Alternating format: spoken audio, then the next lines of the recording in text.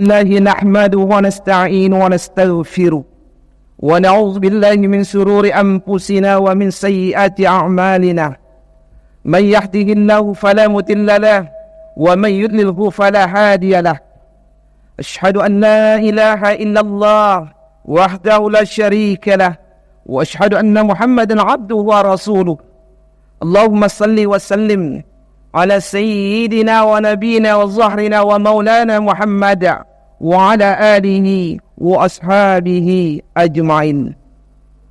فيا أيها الحاضرون اتقوا الله حق تقاته ولا تموتن إلا وأنتم مسلمون.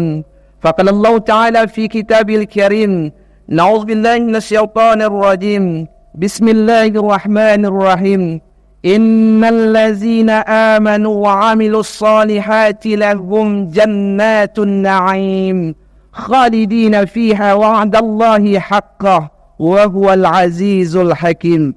وقال أيضا في آية الأخرى: بسم الله الرحمن الرحيم، والذين تبوأوا الدار والإيمان من قبلهم يحبون من هاجر إليهم ولا يجدون في صدورهم حاجة مما أوتوا ويؤثرون على أنفسهم ولو كان بهم خصاصة. Kaum muslimin sedang jemaat rahimakumullah, mari kita bersyukur dengan izin kesempatan yang Allah berikan kepada kita. Hari ini nikmat Allah tercurah kepada kita hingga mampulah kita melangkahkan kaki ke rumah Allah ini, mendatangi seruan dan panggilan Allah, melaksanakan salat Jumat berjamaah. Mudah-mudahan menjadi amal ibadah yang mampu menjadi pembela kita, pendamping kita, teman setia kita nanti di hari-hari berat kita setelah kita meninggalkan kehidupan dunia yang sementara ini. Salawat dan salam kepada junjungan alam Nabi Muhammad sallallahu alaihi wasallam dengan ucapan Allahumma salli ala sayyidina Muhammad wa ala alihi wa ashabihi ajma'in. Hatib tak bosan-bosannya berwasiat, menasihati diri hatib sendiri khususnya dan kepada kita yang hadir. Mari senantiasa kita mempersiapkan diri menghadapi hari-hari berat kita, menghadapi hari-hari yang panjang, melebihi berat dan panjangnya kehidupan dunia ini, melebihi beratnya beban penderitaan yang kita rasakan di dunia ini. Itulah hari-hari tatkala dunia ini berlalu, ketika kita berpindah ke alam barzakh sampai menuju yaumul mahsyar nanti, huru-hara di padang mahsyar, hingga ditentukan nasib kita di surga kita atau di neraka. Itu membutuhkan perjalanan yang teramat panjang, bahkan tak bisa kita uraikan dengan ukuran tahun berapa tahunnya. Dan kita membutuhkan bekal untuk menghadapi itu, kaum muslimin. Dan sebaik-baik bekal adalah bekal takwa. Kaum muslimin, amanah yang diberikan WIK Jambatan Siak Hulu hari ini adalah kiat membentengi diri dari penyalahgunaan narkoba. Maka dalam kesempatan yang terbatas ini, kaum muslimin, satu dari kiat istimewa dan paling utama barangkali yang harus kita perhatikan untuk menyelamatkan generasi-generasi kita dari kejahatan narkoba ini adalah memastikan mereka berteman berkawan dengan orang-orang yang soleh. Maka tema kita pada siang hari ini adalah berteman dengan orang yang soleh, salah satu dari kiat untuk menghindarkan diri dari penyalahgunaan narkoba. Kaum muslimin, barangkali kita sudah mengetahui dan maklum dengan semaklum-maklumnya bahwa kejahatan narkoba itu sudah berada di mana-mana, bahkan sampai ke rumah-rumah tangga kita, di samping kiri kanan kita, di warung-warung di sekitar rumah kita, bahkan di sekitar rumah ibadah kita. Dan hal ini pun sudah disinyalir oleh salah satu dari badan PBB kaum muslimin yang mengurusi masalah kejahatan, masalah narkoba ini, menyatakan bahwa memang Indonesia adalah salah satu dari negara yang merupakan segitiga emas perdagangan narkoba dunia, bersama dengan Jepang, Selandia Baru, Australia dan Malaysia. Indonesia bersama-sama dengan beberapa negara itu menjadi tujuan empuk dari peredaran narkoba. Dan kalau barangkali kita kaitkan kaum muslimin, bisa jadi ini ada motif tersendiri kenapa Indonesia menjadi salah satu dari sasaran empuk dari narkoba ini. Seakan-akan dengan skema yang tersistematis, berjalan dengan tersistem dia. Dia tak pandang bulu. Narkoba bisa menguasai siapapun. Siapapun dia. Tak peduli dia orang miskin atau orang kaya, orang biasa saja, orang dewasa, anak-anak, bahkan orang berpangkat. Maka hari ini kedudukan seseorang, pangkat seseorang, pengetahuan seseorang tak menjamin sama sekali dia akan terbebas dari narkoba. Memang karena narkoba ini memang berjalan dia dengan sistematis yang sangat terstruktur sekali kaum muslimin. Maka dalam berita kita lihat bagaimana seorang jenderal pun terlibat dalam peredaran narkoba. Seorang yang seharusnya menjadi pelindung rakyatnya terlibat narkoba. Seorang yang seharusnya menegakkan hukum terindikasi sebagai orang-orang yang membentengi narkoba, tak diharamkan lagi. Bisa jadi ke depannya jangan-jangan yang kita takutkan kalau ini biarkan, bahkan para ulama pun bisa jadi nanti kalau sistem ini tidak kita matikan kaum muslimin. Maka salah satunya kaum muslimin dalam konsep Islam itu, di samping setelah seseorang itu diajarkan keimanan dia, dimasukkan rasa iman dan Islam dalam hatinya, maka untuk menjaga Islam dan iman seseorang itu harus dipastikan dia berteman bergaul dengan orang-orang yang soleh. Makanya iman dan amal soleh itu selalu digandengkan. Dalam hadis disebutkan, perkataan sahabat disebutkan, bahkan dalam Al-Quran. Bismillahirrahmanirrahim. Innal ladzina amanu wa amilus shalihat. Orang-orang yang beriman dan orang-orang yang soleh, orang-orang yang beramal soleh, lahum jannatun na'im. Mereka lah yang akan diberikan kesempatan oleh Allah menikmati surga yang teramat nikmat. Nikmatnya tiada banding. Orang beriman dan beramal soleh. Maka kaum muslimin, Umar bin Khattab mengatakan, sesungguhnya nikmat yang terbesar yang dimiliki, yang didapatkan oleh seorang muslim setelah dia mendapatkan nikmat iman adalah ketika dia mendapatkan seorang teman yang soleh, sahabat yang baik, yang mengingatkannya tentang kebaikan-kebaikan, yang mengingatkannya kepada Allah, yang menunjukkannya tentang kebenaran. Kalaulah kalian mendapatkan teman seperti itu, kata Umar bin Khattab, genggam dia dengan seerat-eratnya. Senada dengan apa yang dikatakan Imam Syafi'i. Sesungguhnya untuk mendapatkan teman yang soleh itu teramat susah, kata Imam Syafi'i. Maka kalau kalian mendapatkan teman yang soleh, genggam erat-erat, pegang erat-erat, jangan dilepaskan. Karena untuk mendapatkannya susah, tapi untuk melepaskan teramat mudah. Kaum muslimin sedang diwajib rahimakumullah. Barangkali ilustrasi berteman dengan teman-teman yang soleh ini teramat mudah kita ilustrasikan. Seorang yang berteman dengan seorang yang perokok umpamanya, otomatis lambat laun dia akan terbiasa dengan asap rokok dan dia akan merokok. Seorang yang terbiasa berkawan dengan orang-orang yang bergadang malam contohnya, maka dia akan terbiasa bergadang malam. Begitu seterusnya. Tapi kalau sebaliknya kita berteman dengan orang-orang yang terbiasa ke masjid, orang yang senantiasa berzikir, orang yang senantiasa beribadah kepada Allah, otomatis lambat laun kita akan terpengaruh juga seperti itu. Dan ini hukum alam sesungguhnya. Maka Rasulullah mengatakan, Al-mar'ul khalil ala dini khalilin falyanzu ahadukum may yukhalil. Agama seseorang itu bergantung dengan siapa dia berteman. Maka berhati-hatilah, perhatikan betullah kalian dalam bergaul, dalam berteman. Kaum muslimin, kalau berbicara tentang narkoba, otomatis dan dipastikan tak ada satupun yang pandai kenal dengan sendirinya dengan narkoba, mandai-mandai dengan narkoba, tidak. Pasti dalam pergaulan.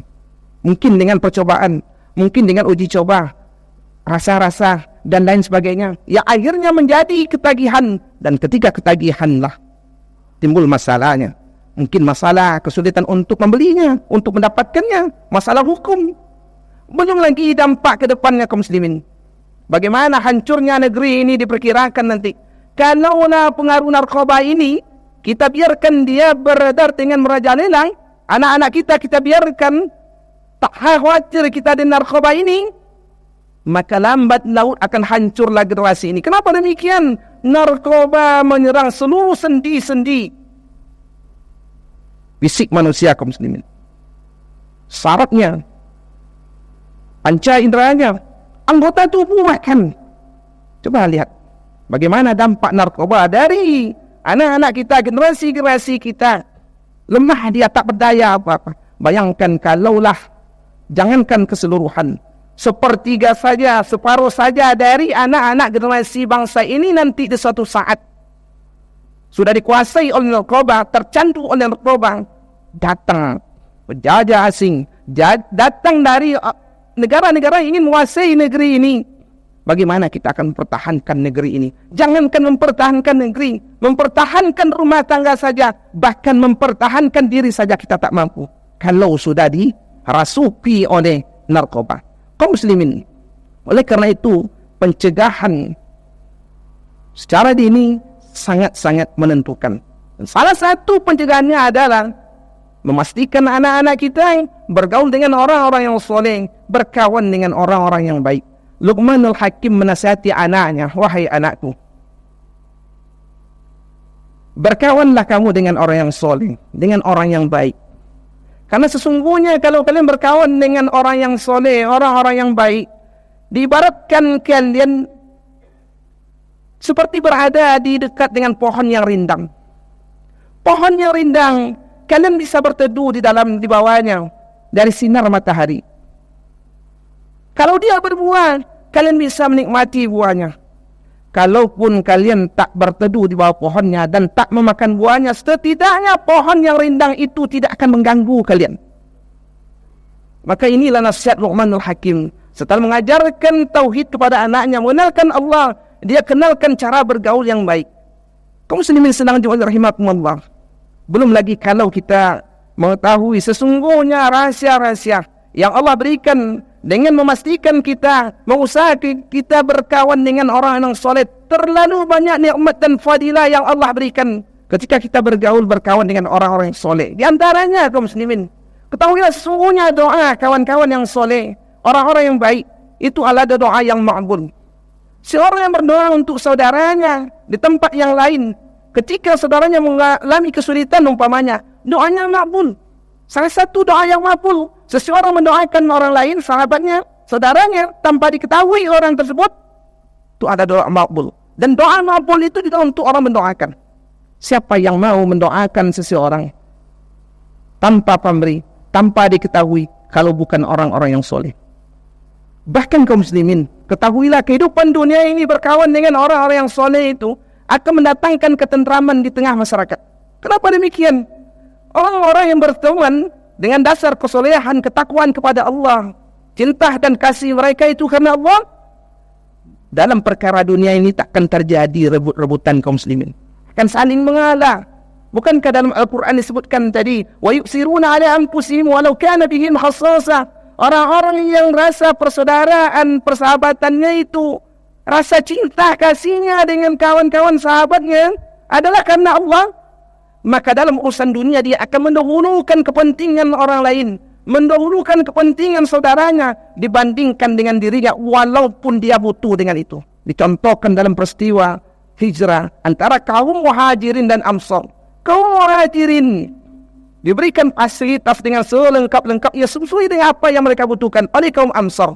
Walaupun kaum Ansar pada saat itu butuh dengan makanan, tapi dia dahulukan makan dulu kaum Muhajirin ini, baru mereka makan. Diberikan modal usaha dulu, diberikan tanah, diberikan pekerjaan dan lain sebagainya. Wa yusiruna ala anfusihim walau kana bihim khassasa. Mereka dahulukan kepentingan saudaranya. Berbeda kalau persahabatan ada maunya karena ada apa-apanya. Dalam perkara dunia ini terjadi rebut-rebutan, dan inilah yang berkembang sekarang kaum muslimin.